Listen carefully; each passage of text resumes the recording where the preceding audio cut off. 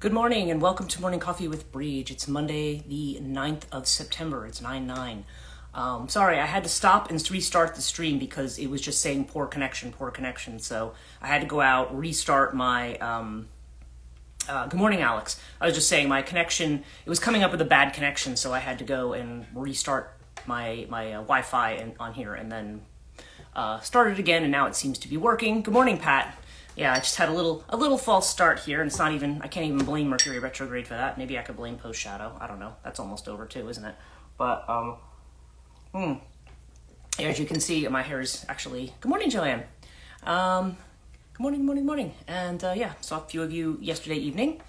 And yeah, where we played around with spirit guide stuff yesterday in the intuitive development class, which was interesting. Had some interesting results there. And next week, those of you who are doing intuitive development, we are going to try experiments in remote viewing. So that is something. It's almost like you're trying to put yourself into a particular place. Good morning, Suda. Yeah, basically where we try to put ourselves into a particular place and try to see what's going on there. And so yeah, so that's going to be next week's class for those of you who are signing up week by week for intuitive development, or people who still want to jump in. I mean, there's no. It's not the idea that the class has started and that if people don't want to join in a later session that they can't do that. So I'm also, I have to post it because I noticed Corinna beat me to it. Well, I was pretty slow I wasn't slow on the uptake. Yesterday it was just a really busy day. I had stuff going on in the morning. I had a client from 1 to 3:30, which is fine. I know that when she comes, I expect it to be a longer session. Because she usually does Rouhani and then she does other stuff with that as well. So, and then of course I start class at 4 o'clock. So it was, literally it was kind of almost nonstop from like, probably 12:30 to 6 yesterday. And then the morning I have other stuff I have to catch up on, but I need to, catch up more on my advertising. I do have, like I said, the Astrology 101 coming up in Milford, which will be on Saturday, and I noticed that Corinna has posted about that, so I'm going to post that to my stories today. I was going to post it before this live stream, but I'm like, no, let me make sure I grab the link so people can go straight to it.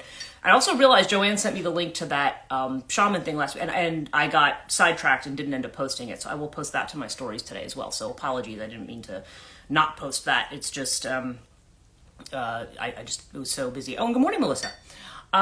So yeah, and actually tomorrow, thank you. Now that I see Melissa, I'm reminded too that Jenny, Melissa, and I are going to be doing an event at the Mount Olive Public Library, which I think Jenny said we had about 19 people signed up already for that. So, and I don't know, there might be more, but again, this is for. I mean, most people on here are. I mean, I guess 2 of you right now are from New Jersey, so it's that basically the session we're doing is on energy healing modalities.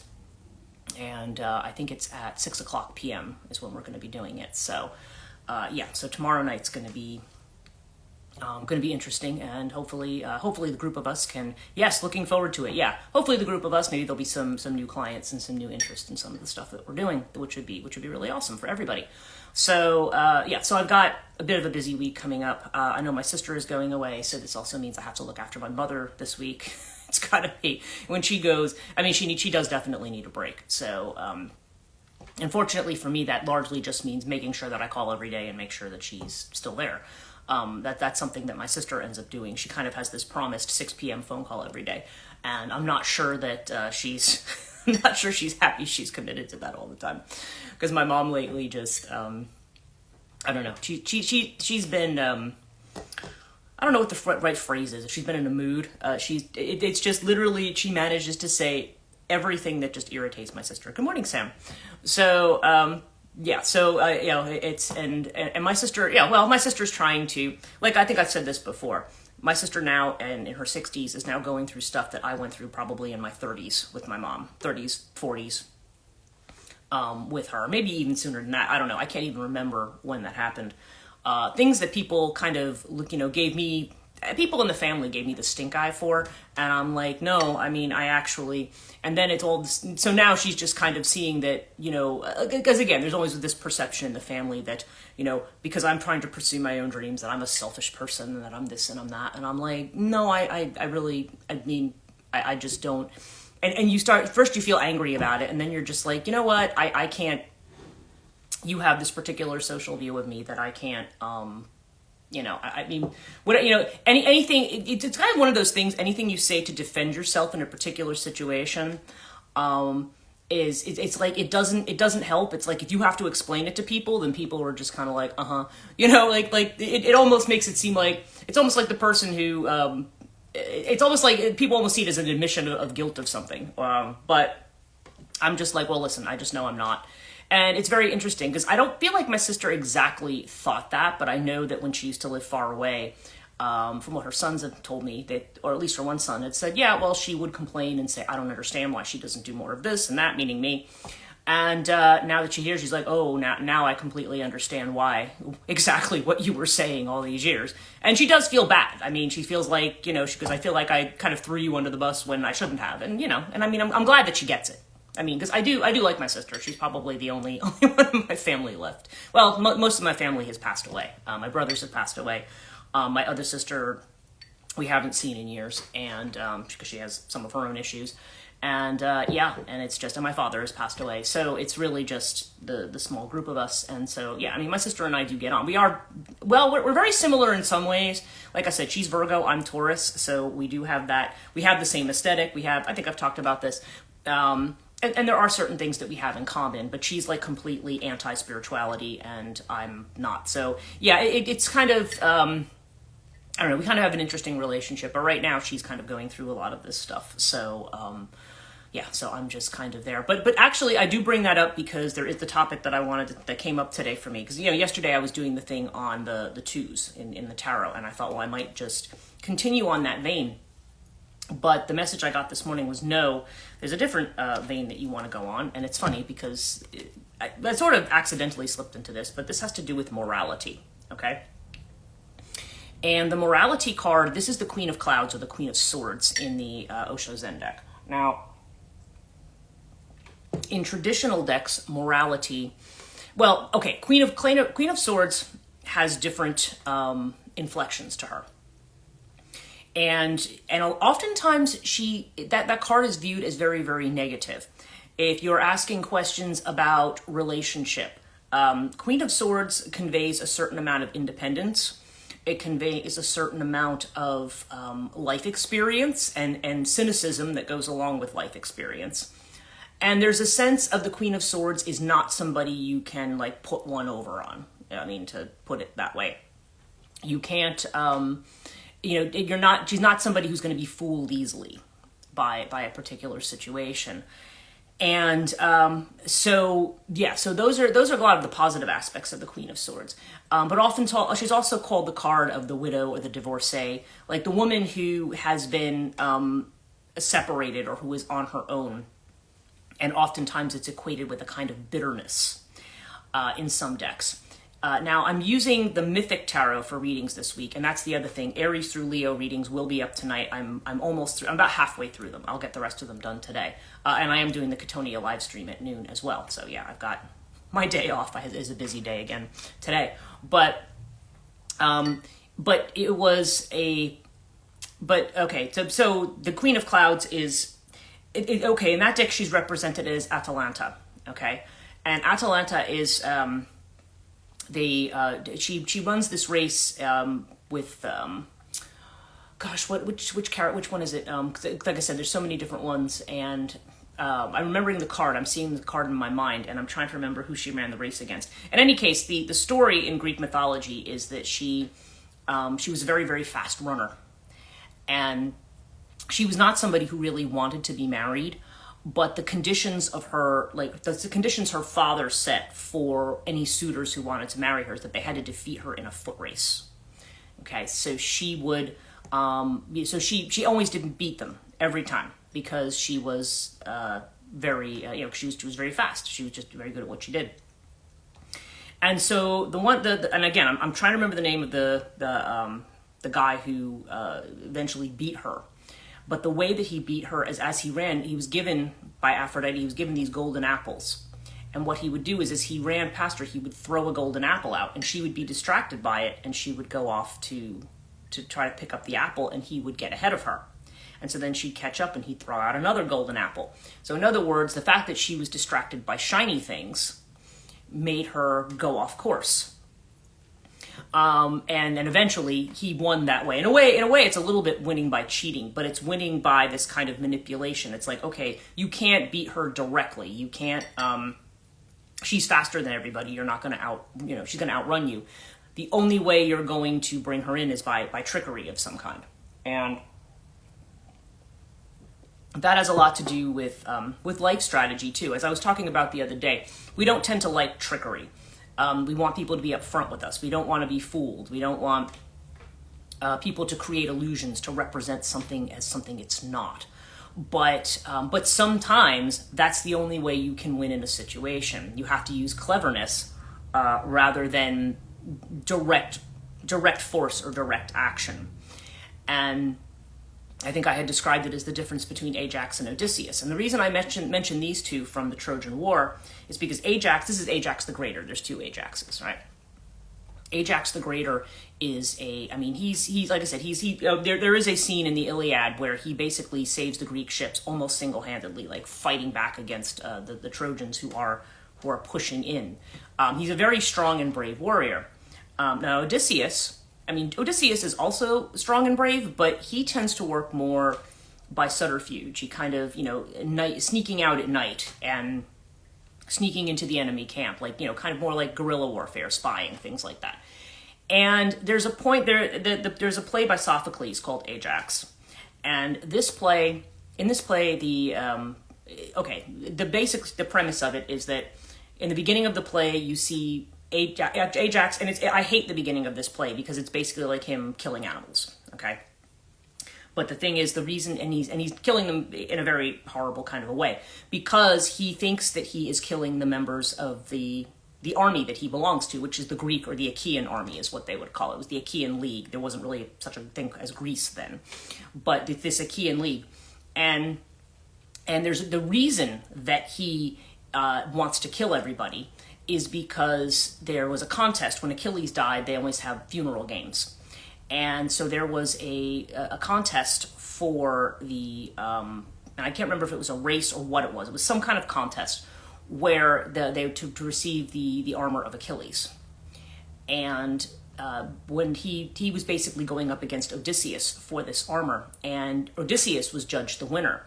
And he was furious because he says Odysseus is not a real warrior because he does everything kind of backhanded, okay? Like, he doesn't do things directly. He wins through manipulation. The name Odysseus translates roughly to trouble, okay? He doesn't do things, the straight up in your face kind of a way. It reminds me a little bit of when I was growing up in history classes talking about the American Revolution. They would talk about the colonists versus the British redcoats. And the redcoats always lined up in formation and everybody fought like in a battle formations in the same way. And the thing is, the colonists, there weren't enough of them fighting. So the way that they managed to pick off the British army was through guerrilla warfare, like hiding in bushes and doing things, not playing by the traditional rules. Okay, that was the only way that they were going to win, was to not play by the traditional rules. I remember that very distinctly. Probably also because I grew up in Marstown, which was like the military capital of the American Revolution. So, we had a lot of field trips. So it was, so in this particular ideology, okay, so in the play, Athena calls to Odysseus and she shows him what Ajax is doing. She's like, hey, check out what he's doing. And she thinks it's funny. Okay. Now, if you think about Athena as a goddess who represents, she's often associated, she's a very civilized goddess. She is associated with warfare, but strategy in warfare. Okay. That what makes her different from the god Ares. Ares is like a killing machine. Okay. He's the war god. He's a killing machine. Athena is also a war goddess, but she's more about strategy. That's why she likes Odysseus so much, because he's like her. He's a strategist. He's not somebody who just dives straight in and takes it on.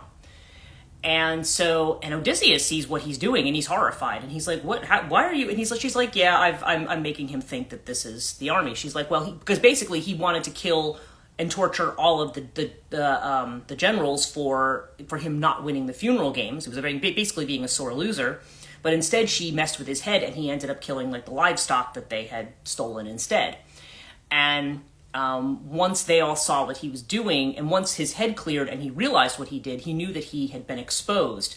So Ajax later goes and falls on his sword because he's feel like he's disgraced himself. And but he's also, but in the end, there's a whole argument over whether or not they're going to bury him. Because Agamemnon says no, he should be left unburied because he was going to do to us.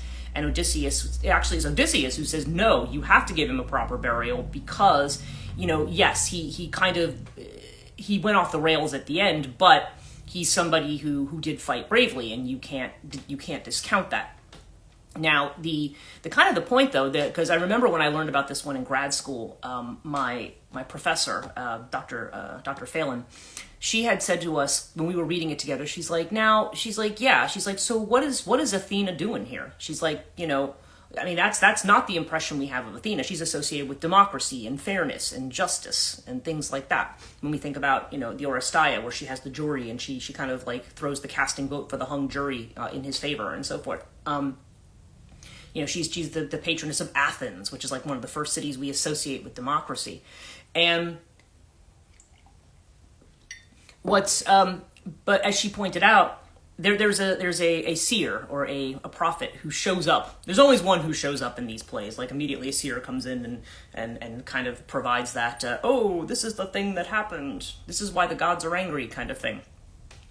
And what he says is that, it's Calchas. He shows up and he says that when Ajax was on the battlefield, Athena came to aid him. And he basically said, go away, woman, go help somebody else. I don't need a woman's help. Okay? Which was not a very smart thing to do, because this is basically her revenge. You don't tell the gods that you know better than them. That's hubris. You don't ever do that. But that's what we talk about, the idea of this overly masculinized version of things. Like, in other words, when you try to do everything that way, there's a price to pay for not having that balance, for not recognizing what's appropriate to a situation. Because in some situations you need direct action and you need to move. Other situations, it can be negotiated or handled more creatively. Okay? And so, but when we always think we have to approach things directly, that comes directly out of being in crisis mode all the time. That comes directly out of a mode that's saying everything's an emergency and I have to respond to it like this right now.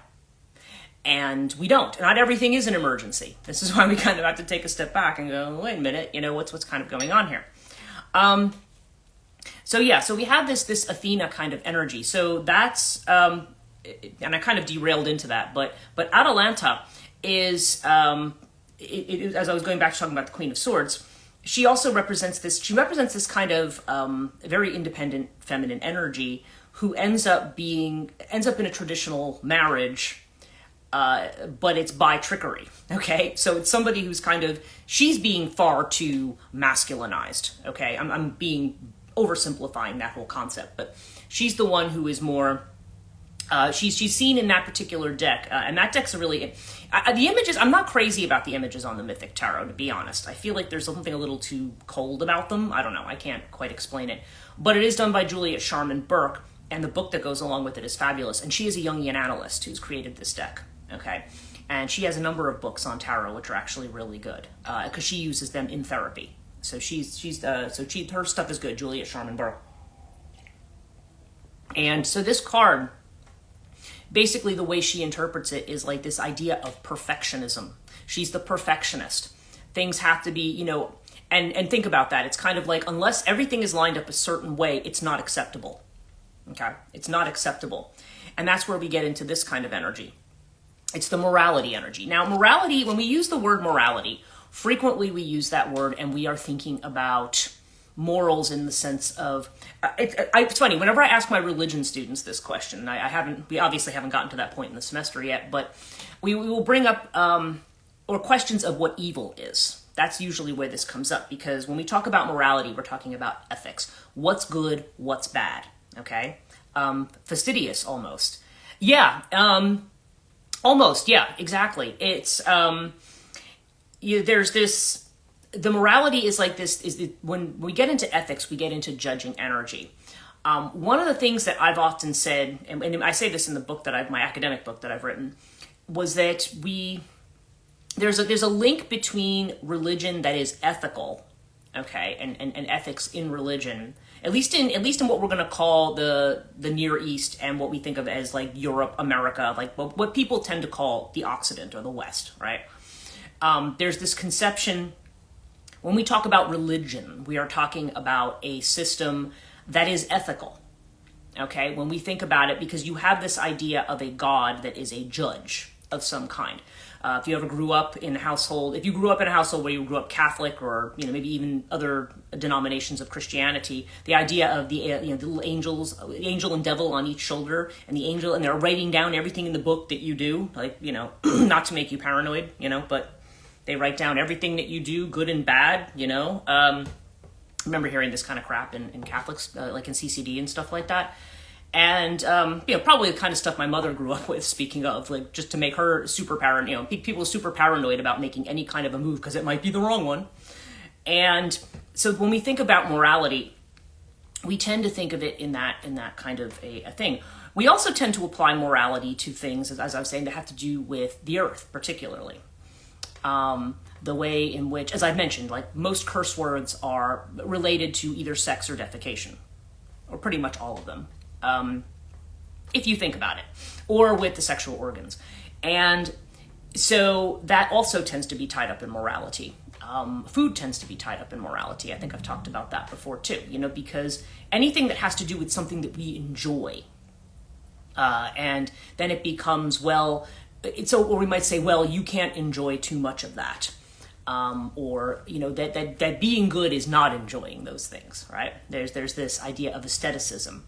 Now, of course, if you practice Buddhism, you know that both overindulging in the senses can be a vice, but also overindulging in aestheticism can also be a vice. The person who feels like they have to fast for days and stuff, that can also be a kind of passion or a kind of desire that somebody may have. So that's why there has to be this balance between those two things, because, you know, you have to, that's why it's kind of like you live in the world. You enjoy the world that you live in.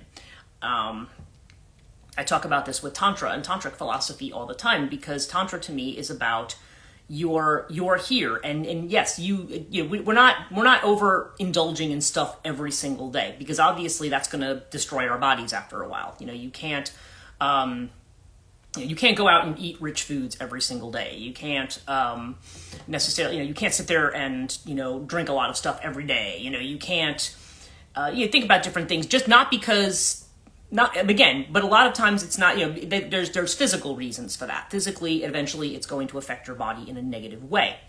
If you do too much of it. Plus, like I had mentioned about the whole candy store thing, when you worked in the candy store back in like the 50s, 40s, like when they had candy stores, like that. I'm sure they still have them now. But if anybody who worked there would be like, okay, you can take as much candy as you want, because after a while, you're going to be sick of it. You have enough of something, no matter how good it is, you're going to be like, all right, it's enough. If that was all you could have endlessly, you would be like, I'm tired of this. I want something else. We're not kind of built that way to just continually indulge. Like our bodies are not built that way. That said, that doesn't mean we can never indulge. Okay. And a lot of times there's this feeling that if we indulge in something, that we are a bad person. Okay. If, you know, and think about the attitudes that we have towards sex. You know, if there's this idea for women particularly of this idea of virginity that one must have until they're married. And then it's like you're supposed to have one partner throughout your life. And men, it doesn't seem to matter as much whether they have multiple partners. I mean, things may be changing about that now, but that tends to be a thing. Oh, good morning. Good morning, April. So when we talk about morality, we're talking about this card right now, which is the Queen of Swords. And so when we talk about this kind of morality, it's the one that says that morality can be one of those things that we judge anything that connects to the earth or the pleasures of life is somehow an evil.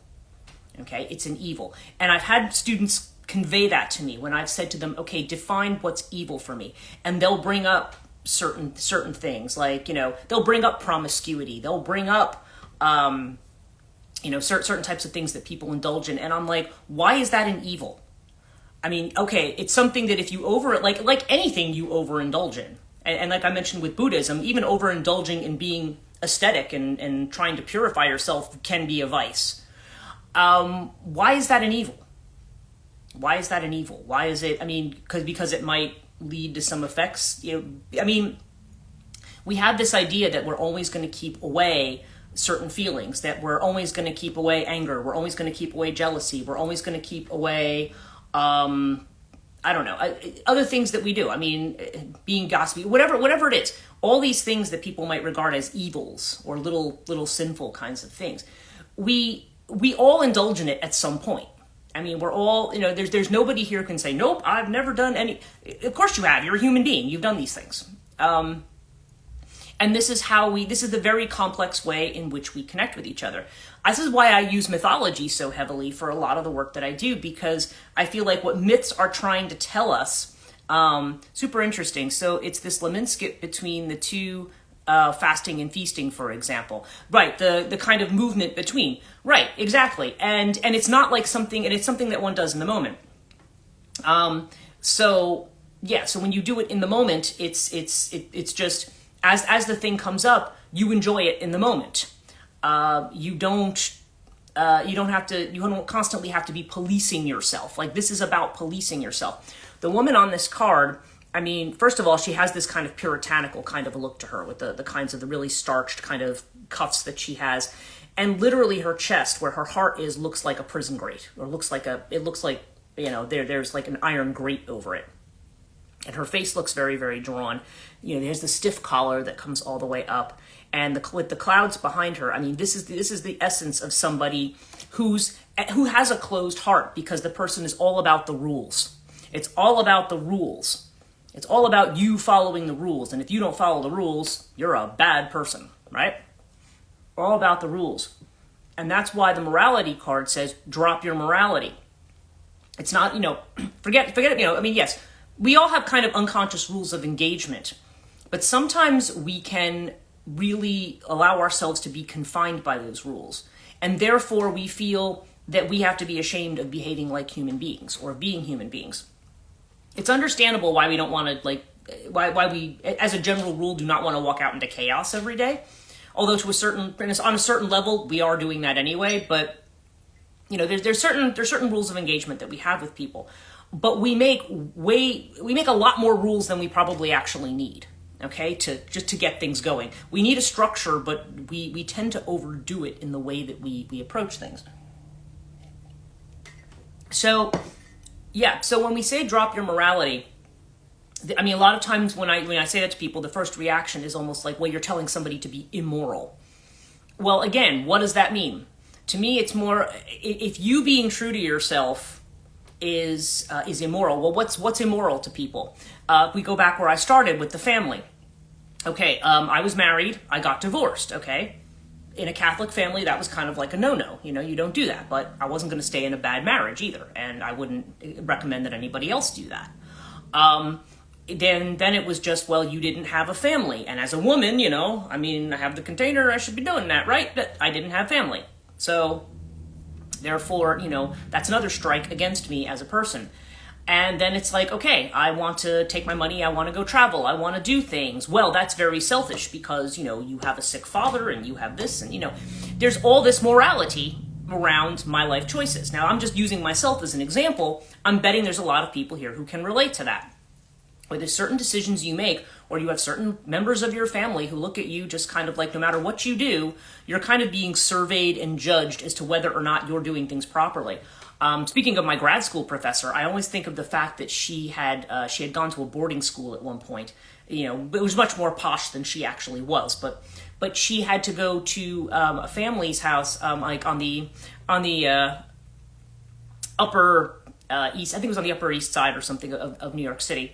And then this woman who was like, I forget who this person was, but these were like multimillionaire people. They were very, very rich people. But they had old money. And so she had to go in the house and she had to pour tea for everybody, right? And so she said that the woman was impressed with the way that she knew how to properly pour tea. Now, again, getting away from tea ceremonies and things like that we see in China and places like that, which is not the connection here. This is more like there's an aristocratic ritual, and how well do you play into it, or are you too coarse, you can get very, and I always thought that's pretty unsubscribed from those people, whether I sit or stand, it's wrong. Yeah, right, exactly. Right. Yeah, and whether you sit or stand, it's wrong. Right. Because there's always going to be people who, if they've already judged that you're not somebody that is their sort, then they're already, no matter what you do, you're not going to please somebody. So I think what the reason that this is coming up is that we want to get into a space where we're not trying to please everybody all of the time. But we have this conception that that we have to, okay, when we talk about closing off the heart here, it's not just closing off the heart to other people, like being very cold and judging people in a very cold kind of a way, potentially, and saying, we all have our certain rules and boundaries that we don't want violated, but sometimes we could meet somebody and they could be perfectly fine, but they have this one thing about them, so I don't want to be bothered with them. We do it in relationships a lot of the time, too. Now, again, that's not to say that you should not reject something that is clearly a red flag to you or clearly something that you can't negotiate for yourself. Okay, that's not suggesting that that's not the case. But sometimes with people, if you have a very perfected image of the way people always have to be, then you feel like you have to be on all the time. You're always wearing the mask. You always have to pretend to be something that you are not. And so the morality card is saying, no, just drop that. Just be who you are. Because then the people who get who you are will come to you. That's the thing that you do. I mean, the people who understand you will come into the picture. And so, yeah. But I think also with the bars over the heart here, this is also about the way in which we imprison ourselves.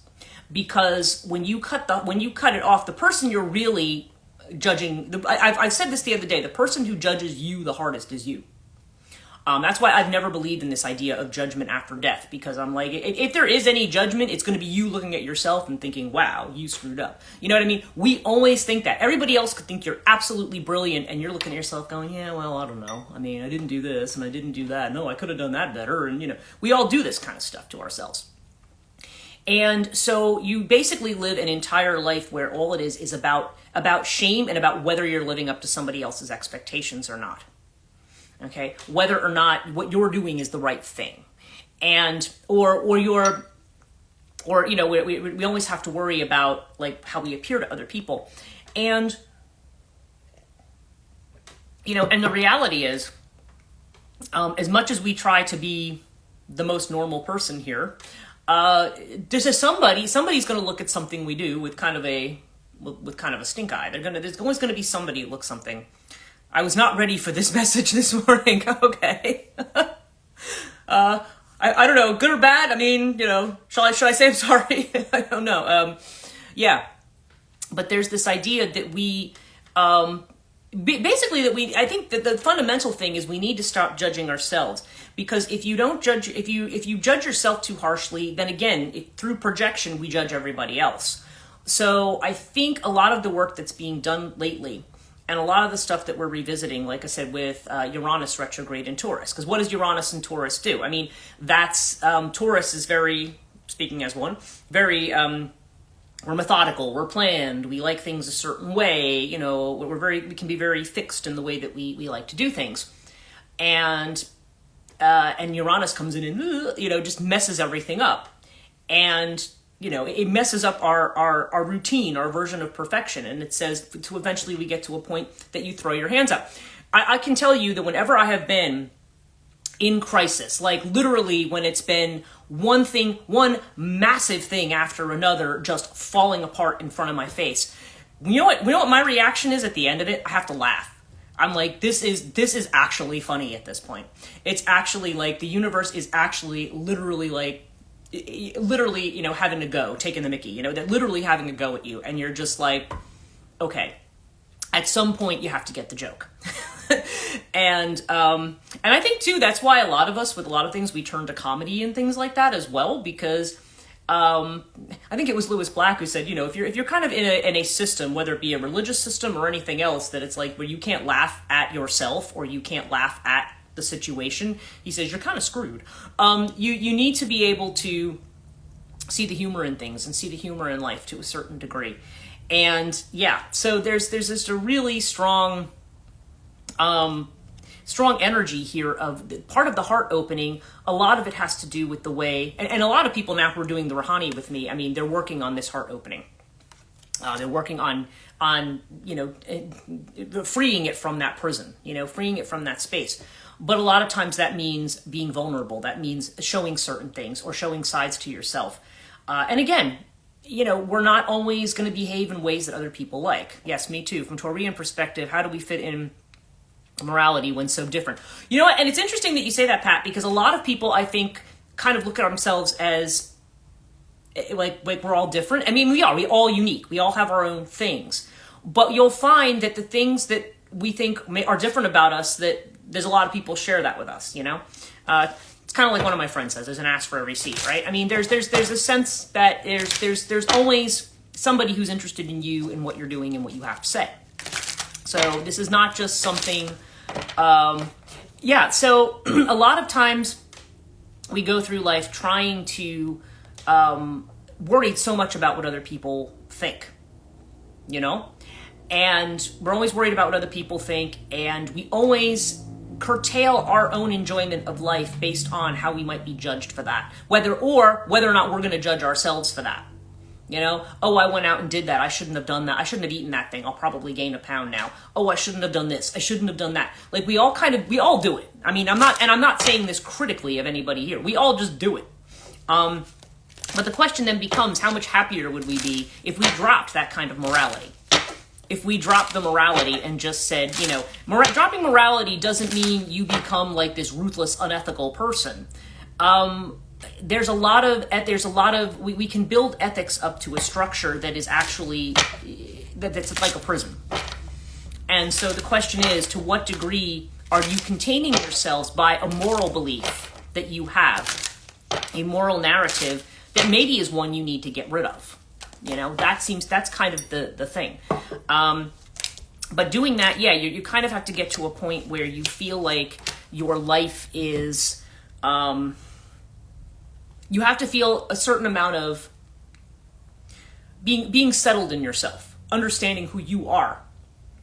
This is why we go through the process of finding out who we are, because once we do, then we feel comfortable with who we are, and then we don't need to, when we feel comfortable with who we are, even when we make mistakes, it's just kind of like, oh well, you know what I mean?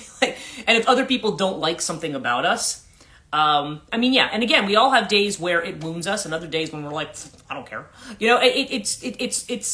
but you're able to, the more you know yourself. Oh, I hear you. Thank you. Almost there. Yeah, I mean, it's it. And again, and also when you're doing this kind of work, you always feel like there's more and more and more stuff. And really, you have to remember, it's life. Even when we get rid of old stuff, there could be new stuff that replaces it, right? But the thing is, it's just not to let those kinds of things, where we end up picking on ourselves and saying, oh, I did bad. I shouldn't do this, not letting that stop us from living our lives, not letting that stop us from moving forward, and not necessarily, and kind of dropping some of those judgments about ourselves and maybe and therefore about other people as well. So our central card today is mind. Okay, this is the Page of Swords. Okay, yeah, mind. And what is this card? This is the way in which we absolutely think things to death and make ourselves, we can tie ourselves up in knots with this. I mean, as you can see, I think this is a perfect depiction of, when I say that mind is a problem, this is a perfect depiction of what it is.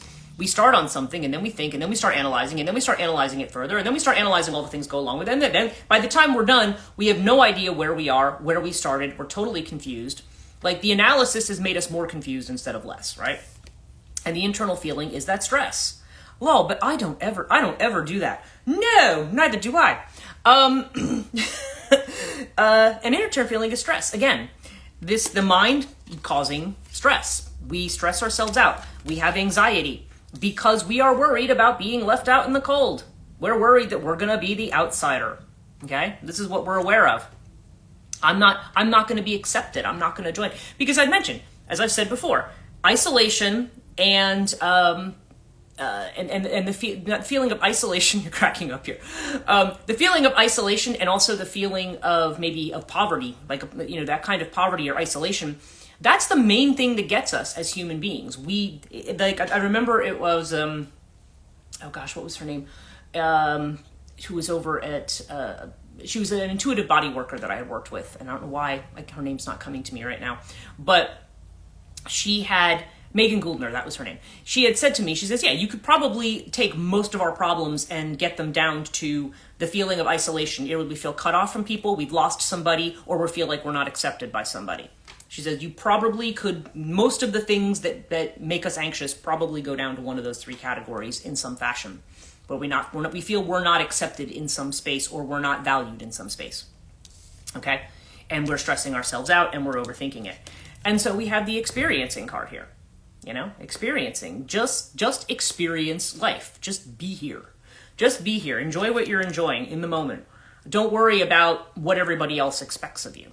You know, it's, you know, we tend to over worry about that. What everybody else, because especially with women, because a lot of times we're taught everybody else comes before us.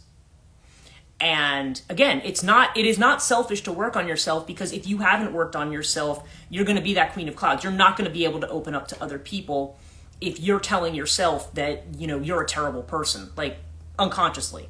If there's something about you that's saying everything about you is wrong, or you've grown up in an environment where people have told you everything about you is wrong. That's why we need to work on healing ourselves, because then we're in a position to open up and share our gifts with others. Yeah, and exactly, the outcome would be ripeness, you know. The time is right to share what you have with other people.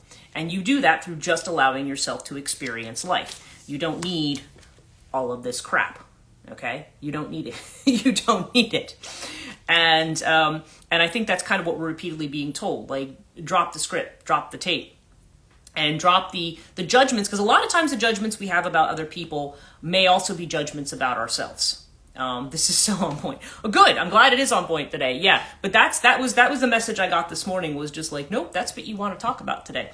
So yeah, so it's very interesting. And I feel like a lot of these messages maybe also be, you know, coming up in regard to the retrogrades, reconditioning and unlearning, right? And that unlearning is a very hard process. It's not just a matter of, like, I can sit here and do this reading for you and tell you, well, this is what you should do. And you can go, yes, that's right. I should be less moral. And the thing is, automatically, you're going to go out and do it again, because it's just, it's kind of like, you know, driving and knowing exactly where you're going. You just go to that place and you don't really think about it. You do it kind of on autopilot. So trying to break the autopilot is hard. It's hard, but, you know, and sometimes life breaks it for us. But yeah, it's interesting. So anyway, that's my reading for today. I am actually going to go out this morning, so which is why I'm already showered and sort of dressed already. Well, mostly dressed, maybe not totally, because it is chilly out today. It's a very cold morning. So I will probably leave it there, and I hear that the garbage truck is coming right now. So anyway, yeah, thank you guys so much for joining me today. Enjoy your day. You too. And yeah, everybody else, have a good Monday. I mean, Monday's a good day for me because it's usually my day off, but I know a lot of people have to go back to work and stuff, so, you know, but thank you. Blue is very nice on you. Oh, thank you. Yeah, I actually, that's one of the reasons I like this shirt. I mean, I like Bad Company. I'm not necessarily, I don't know, I'm not necessarily a huge fan of this particular song, but I do like the color a lot. So, yeah, so thank you guys so much, and I'll be back tomorrow morning. So everybody have a great week. Take care.